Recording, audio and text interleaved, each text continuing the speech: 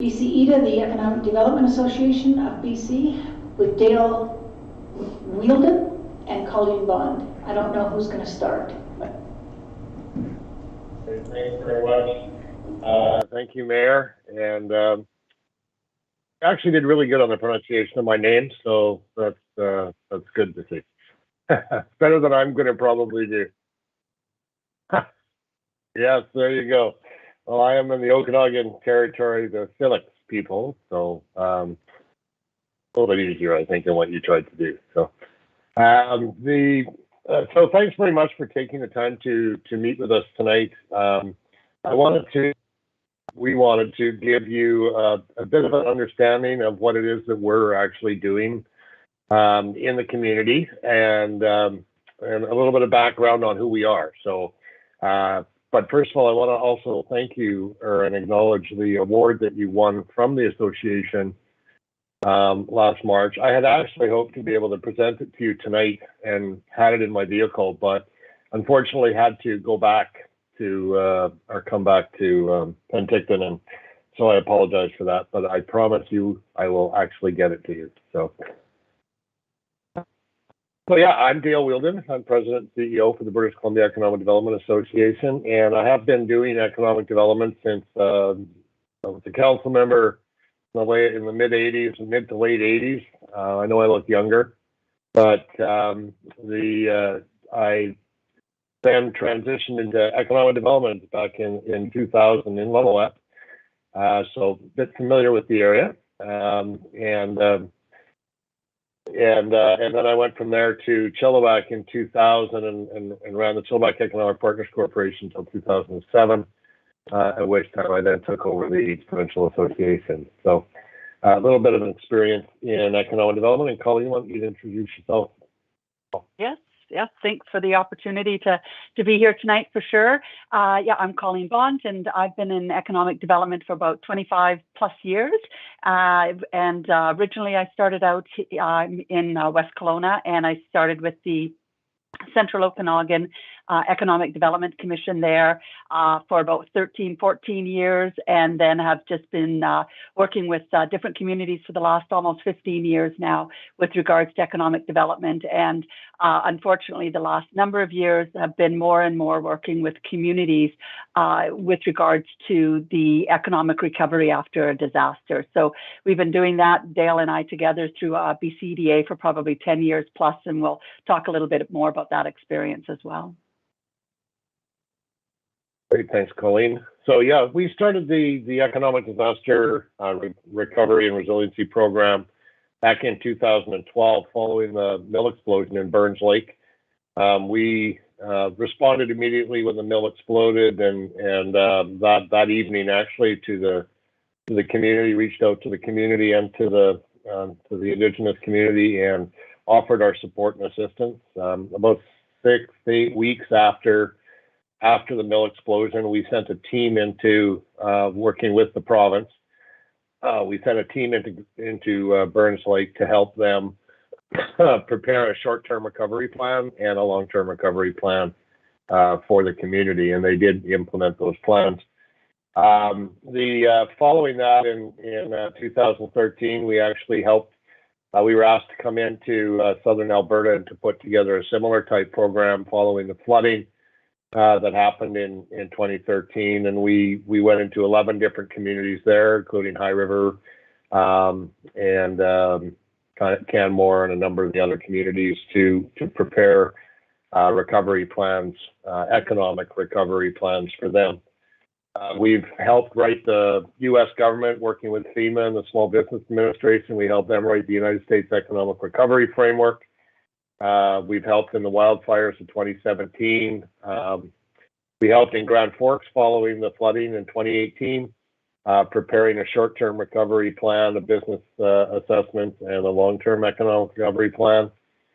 We've also helped in various places around the world, including Cambodia, Virgin Islands, Mariana Islands, and other areas. So, and then also been very involved through the association through COVID-19 as well. So it's a different type of disaster, and not one that we predicted. We predicted fires and floods and those types of things, but never really thought we'd ever experienced the pandemic, unfortunately. So we did respond when the flooding happened in in the fall, and tried to reach out to the communities and the businesses in the communities to offer our support. And then, so we have offered to come into the community to complete some business assessments, and also to prepare a short-term economic recovery plan. Colleen, anything else you wanted to add to some of that background at all, or? No, I think that's it. We're going to talk a little bit more in a bit with regards to what we did when we went into Grand Forks, because I think it's a nice comparison in the sense that, the flooding that happened there, the size of community, and I think there'll be some good parallels to draw.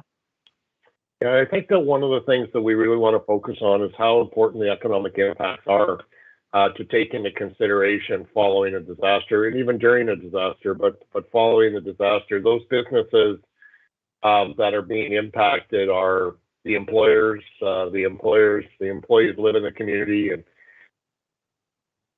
so many of the business owners live in the community as well. So it's really important to make sure that the businesses sometimes get overlooked in some situations. Haven't seen that in Merritt, but it is something that we really try to focus on, is what impact has had to the business community.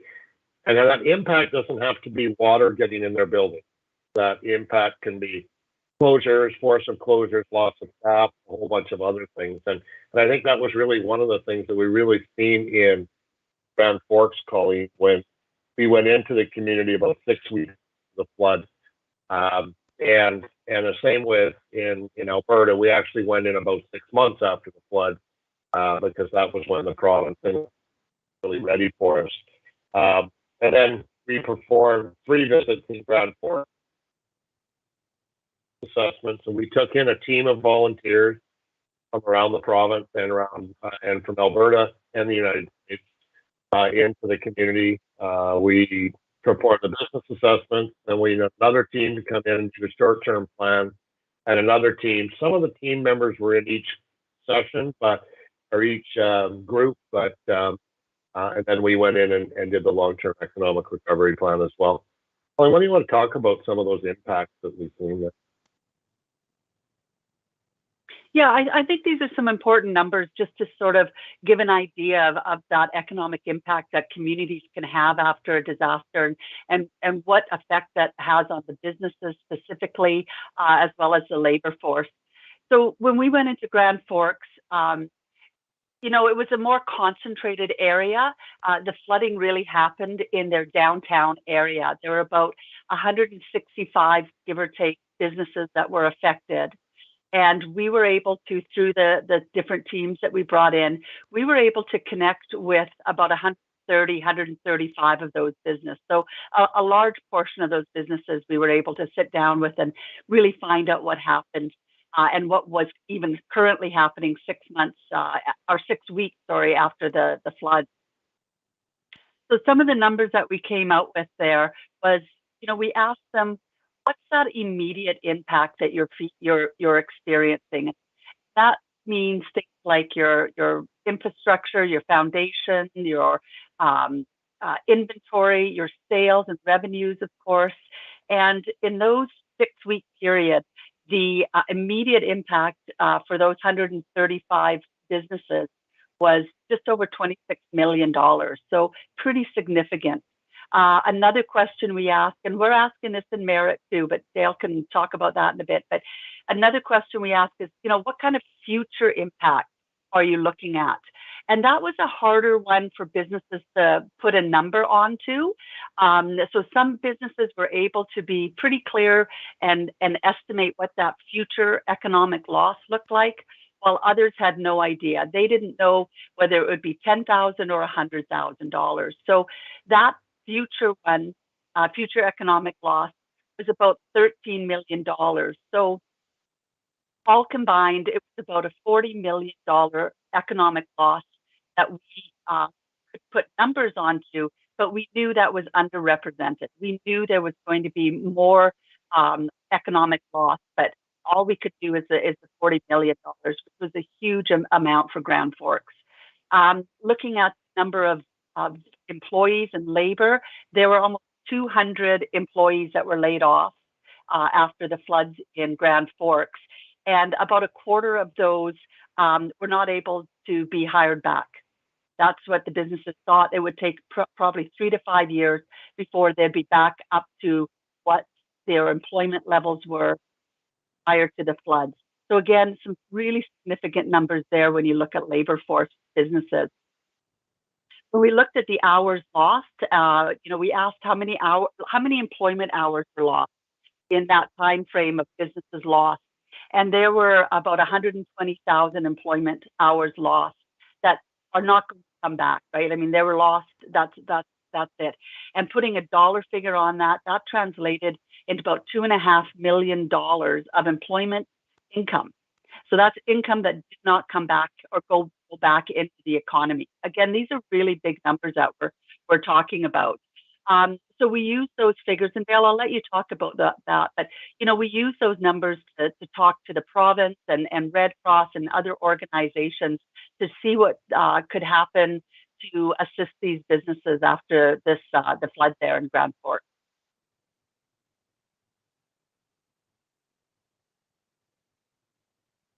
Yeah, thanks for that, Colleen. So when we presented the reports, and we did 3 different reports in Grand Forks, the short-term economic recovery plan, which we actually developed.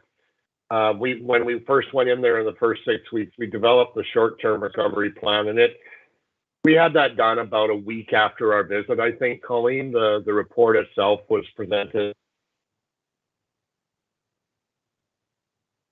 Business assessment. We're somewhat doing it a little bit differently in Merritt, just because of different situations and COVID and those types of things. But we then presented the business assessments about mid-August, I think. It took a couple of weeks to put together the numbers and then the reports.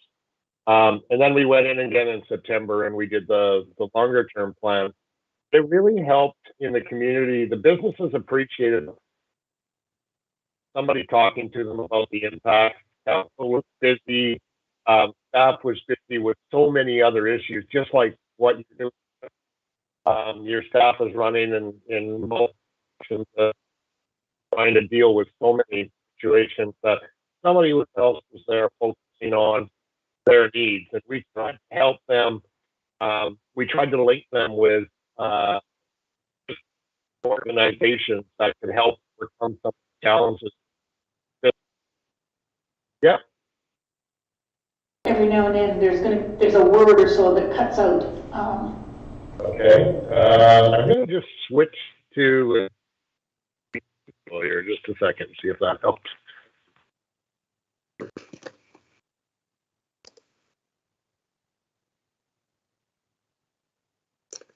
Maybe not. I'm not sure.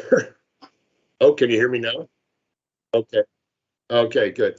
Thanks for bringing that to my attention. So we put together these reports, and what we really found was the businesses, like I was mentioning, were really appreciative of the fact that somebody was there talking to them to find out, because they felt like the community cared and understood the important role that those businesses and the impacts on those businesses, and it really helped build community support for these businesses. We made a bunch of different recommendations. We made a lot of referrals to external agencies to help these businesses, and we're doing exactly the same thing in Merritt.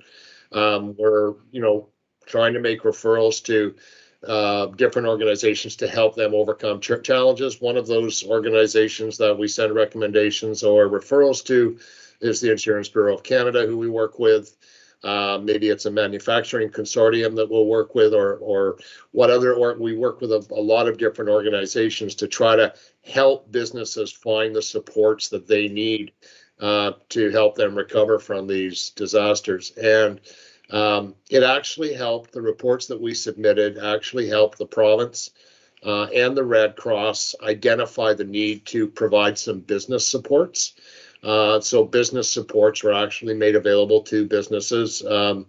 financial supports were actually made available to businesses as a direct result of this, because it allowed the government to say, we need to budget some money to be able to provide. It wasn't enough to overcome all of the impacts, but it was enough. It was something that would help a lot of these smaller businesses. And then we had businesses that said, look, we don't need the help.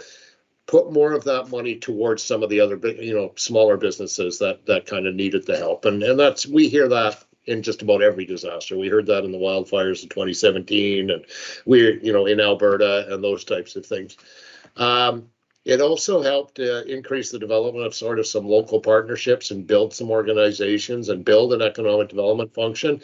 So we were really glad to see that. And there's, different organizations that played a role in that. Helped with the communications between the different levels of government. So you had the province, the local government, and everybody sort of working collectively on these issues, which was nice to see. And then we identified, like I say, a number of short and long-term initiatives that the community could take to sort of rebuild the economy directly as a result of the flood. So what did they need to do to help build the economy back after the impacts that flood made? And so those were put forward. We put them forward over a period of a few months, short periods of time between each. But we think it really provided a lot of direction for the community to take. And to this day, there's still a lot of the work that they're doing is still attributed to the floods. And I hate to say this, but any experience that we've had in doing disasters, it takes multiple years to overcome the economic impacts of a flood. But we like to say it in the sense that we want communities to understand that it will take years to overcome these disasters. And we've done stuff in the US and New Orleans and other areas that we haven't talked about. And those places are still trying to recover completely from them because other disasters happen, which then stall that recovery. And that would be, we just have to look back at the last couple of years and see COVID, wildfires, floods, sort of impacting sort of your area alone, just on its own with some of the things that have gone on there.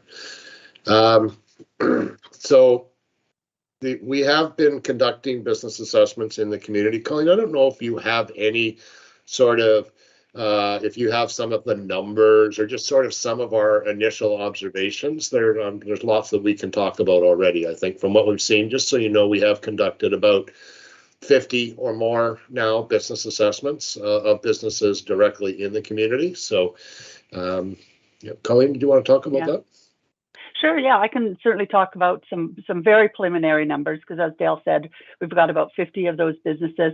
We've got a database that we're going through with all of the businesses, and our expectation is that we'll have at least 200 businesses that we'd like to have interviewed.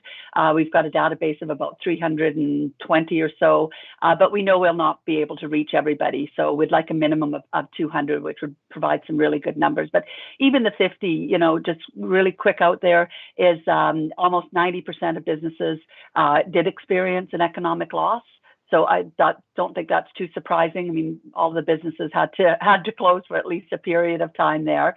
Estimated, again, these are early days, is $4 million is the economic loss right at this point in time, with another $2 million expected as a future loss for these businesses that we've talked to. Employment hours, about 30,000 employment hours have been lost. And if we try to put that into dollars, that would be an estimate about $540,000 so far with these businesses alone. And 17%, so that's a good chunk of your businesses, after they've laid off some of their employees, will not be able to hire back within the next 2 years. So that's just some preliminary numbers, and we expect those to definitely grow as we reach more businesses. Yeah. So, we are hearing some of the challenges that businesses are faced with. Some of the common ones are some of the same things that you're hearing residents having challenges with, and that's insurance. A lot of businesses have actually been turned down for insurance because they actually did not get flooded, even though they were shut down. They're being faced with insurance rejections because they did not actually get flooded in their flooded in their business. We are hearing challenges around disaster financial assistance, and even in some cases, as much as Colleen's talking about the labor loss, some businesses are still experiencing challenges in getting their employees back just because they've left the community, they haven't been able to come back, there's no places for them to stay, and that is a real challenge for some of these businesses, and some of their, not, pretty important staff members that actually aren't able to get back in. So that creates a challenge. And there's a number of other challenges, and as I said, we're making referrals as fast as we can, and we have a number of team members that have been working on this. We have, I will tell you that, and I like to say, there's the township of Langley and city of Squamish and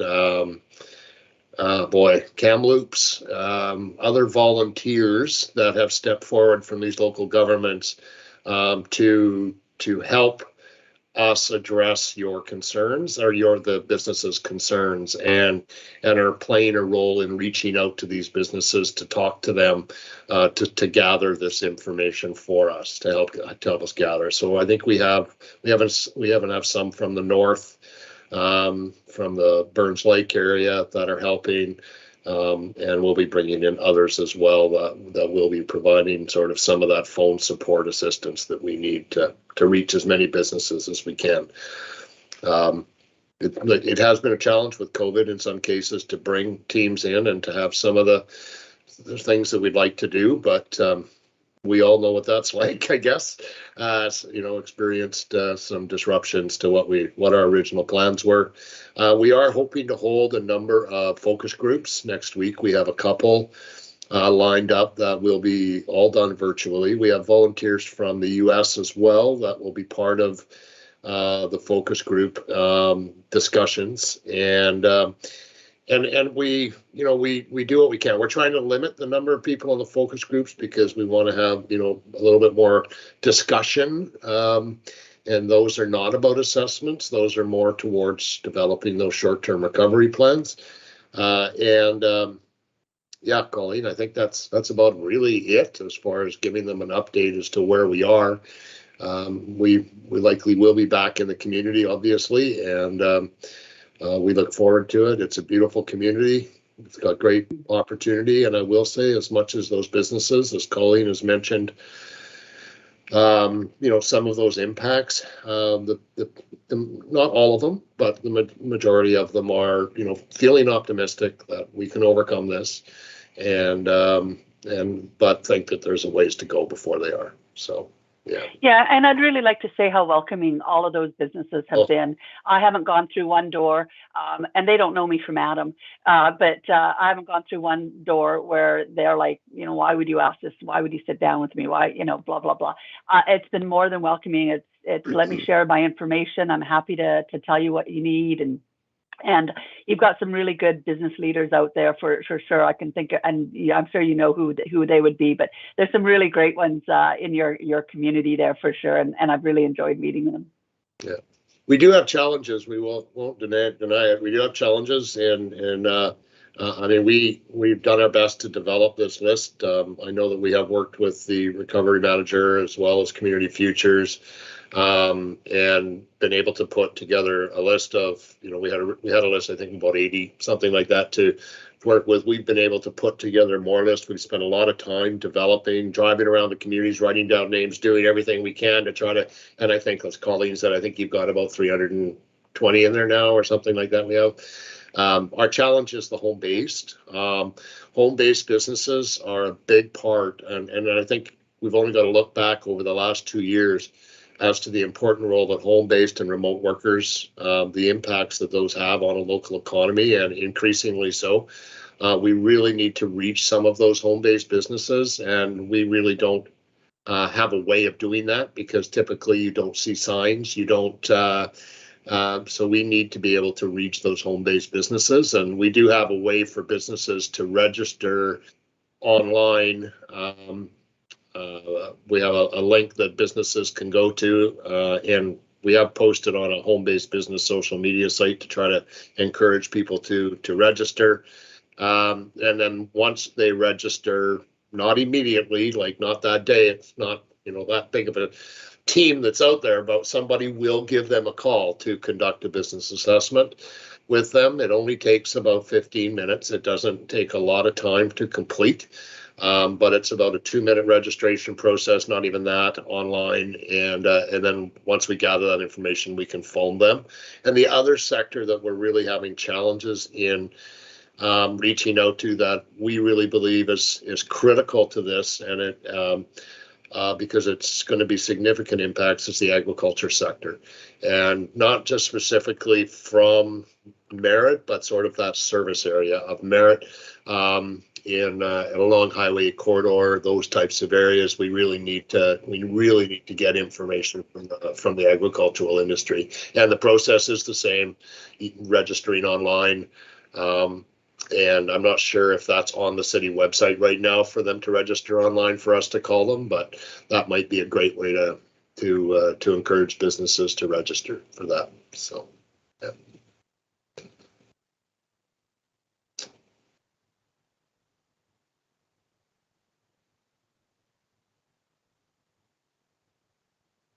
The link is there and everything's there, but I don't know if the city has it posted on the local government's website or not. But I think Stephanie has the link, as does Community Futures, and the Chamber of Commerce. Yeah, so, yeah.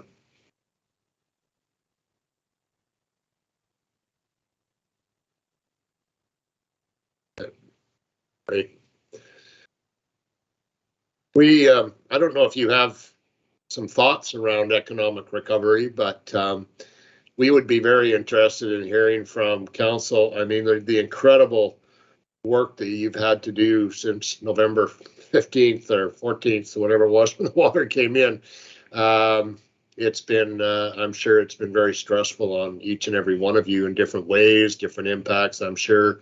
But from your own perspectives, is how do you see, what are some of the short-term solutions that you think or would like to see happen during, you know, for economic recovery?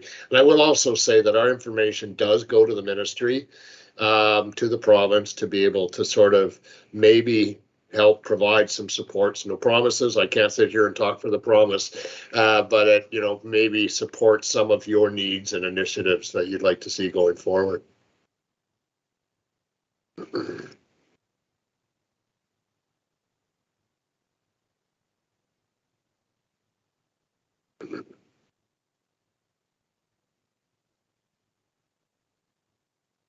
Kurt, I think, has a comment.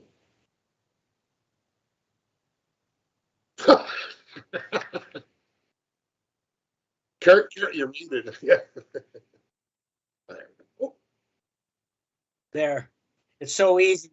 I'm not sitting in the corner someplace. Basically, my question is more general, but we do have a committee set up that is definitely looking at downtown revitalization. And I'm wondering if this is an opportunity for Merritt when businesses are trying to get back on their feet, if we should also be looking at what other types of businesses we should be welcoming into town, or trying for as some way to make the particularly the downtown core, which was just on the edge of the damage, how to make it more welcoming to bring people back down into the city center. Kurt, can I ask you a question in return? Just, you said that there's a committee set up to focus on the downtown revitalization. Is it possible for us to be able to meet with that committee? I think that would be, I'm assuming it's business owners that are on that committee. It's kind of a mix of business owners, things like CFDC. We wish we had a functioning chamber, but we're trying to get that one reestablished and so on. Basically, Tony may want to step in on this one because he's head of the ECDev committee, trying to find ways that we can build back better, for lack of anything intelligent to say.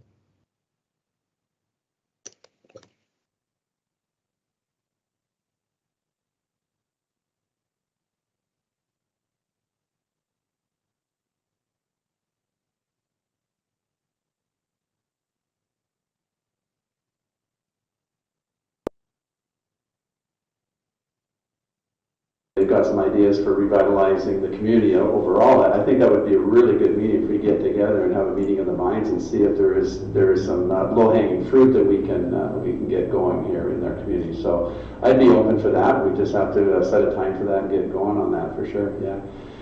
Yep. I totally agree. Well, I think that would be fantastic, Colleen, if we could meet with that committee for sure. Yeah. We've had a couple of successes out of there already, but it's a good committee.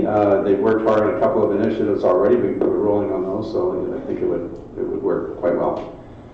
Okay. All right. We've already come up with some ideas as well, and I don't know if we'll mention about those things. We'll put them in the report. How we're going to do it, well, we'll be definitely putting them in the report. But some observations and things that we've seen and heard so far. So it'll be interesting to hear the perspectives. I'd love that. I think that would be really, really helpful. Yeah. Anybody else? Or? Good, thank you.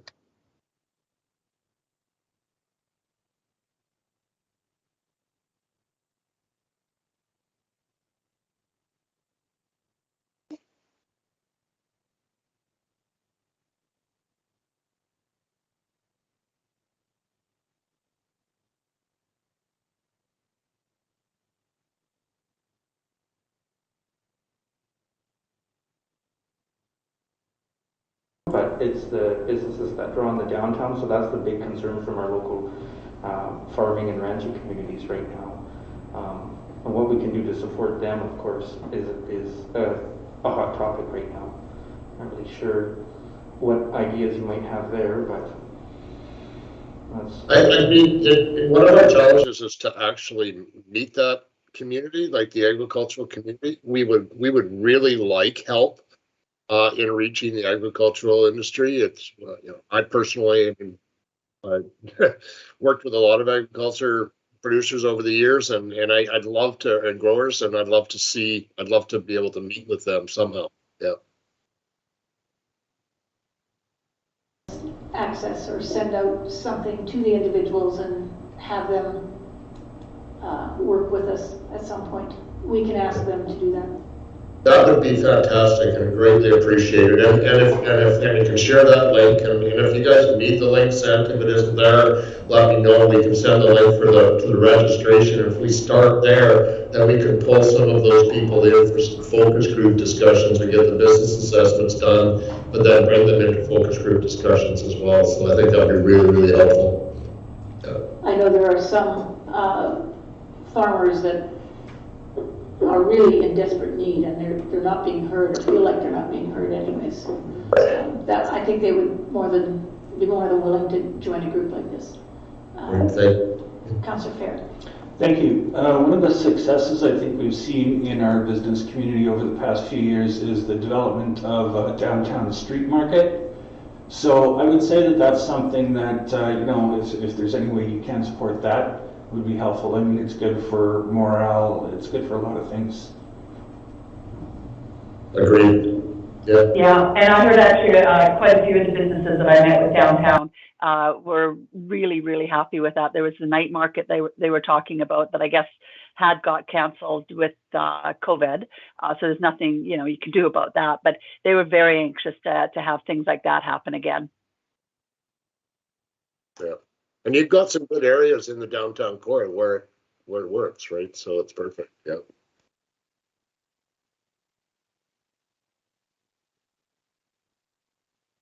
One of the initiatives with one of the strategic initiatives with Community Futures this year is looking at how before this all happened, is how we can expand our footprint around the agricultural piece. So that would be really good if we could do that and meet with them when we do that, to get their input as well, see how we can do that to expand agriculture, because I think we've identified as one of the weak links in our community. We're surprised at how we got ranching and we got a little bit of bee thing, but we're not as robust agriculture in this area. So I think that would be a real good step to move us forward in that piece, so everybody could work together. So yeah.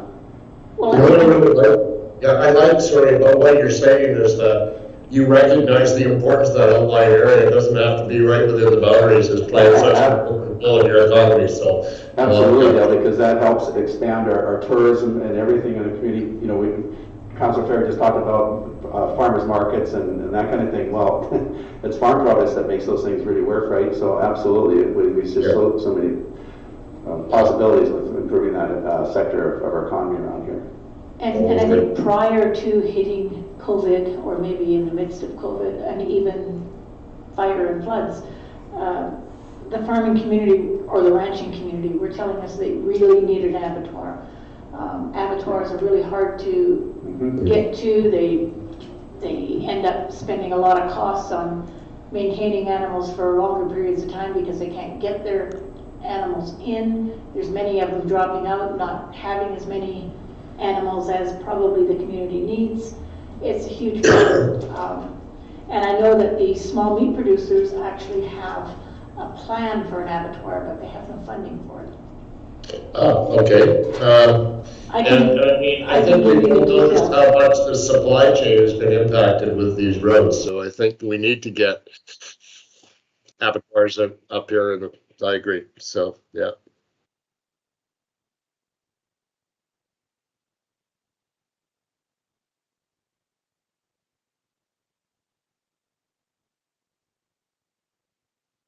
Okay. Great, thank you.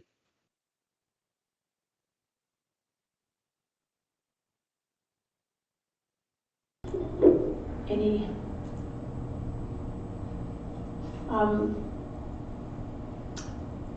it struck me as important when you said, because I've been saying to myself, well, most of the businesses around here probably weren't hit all that heavy because they didn't hit the waters, but they certainly have hit closures and other issues. People that are no longer in the city. We still have 900 residents not here.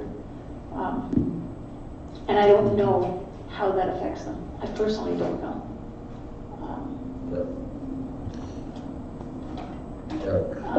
Councillor Fair. I think, yeah, Mayor Byrne raises a really good point there. You know, that's a pretty big chunk of our population that's just not here being consumers as they were. And I think that would speak to, you know, longer term effects of, business reductions. I think Merritt has grown in population by a number that's smaller than the amount that aren't here that are displaced by the flooding. So it's just when you start thinking about how much impact that could potentially have, it seems pretty large. Yeah. Not to mention the staff that can't work at the stores like you were, or businesses like you were speaking of.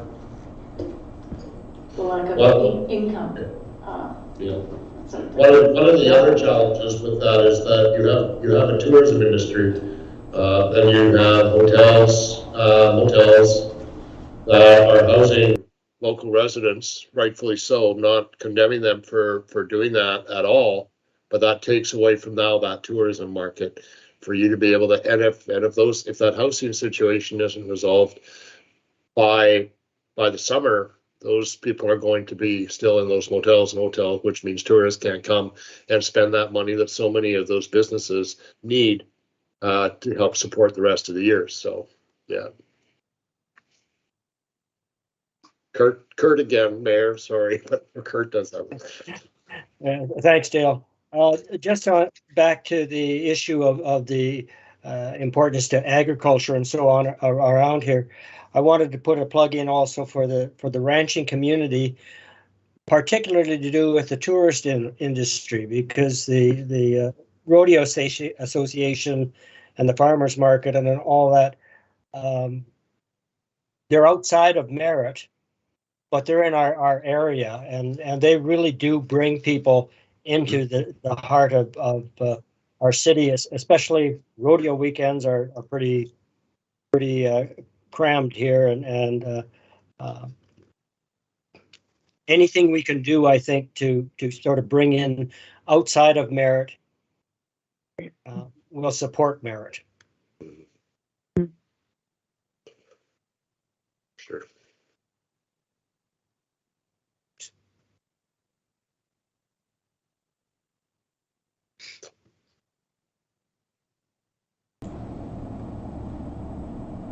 Melva, did you have any on the tourism itself?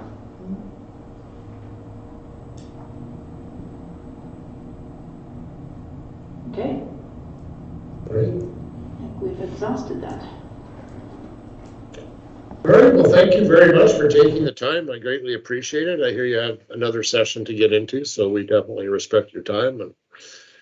And maybe we'll be speaking again, but I thank you again for putting us on the agenda, and we would definitely welcome any information you can share, or if you want to send our way. So please feel free to do so. And caring for our community as much as you have done over the past little while, we appreciate that. Thank you. And you do have one of our own on your board of directors, don't you? Or from here? He's no longer here. Yes, Will was on our board, or is on our board of directors. Yes. Yeah. Oh. Yeah. Say hello to him from all of us. All right. All right. Thank you, everybody. Have a nice, good evening. Bye. Thank you. Good night.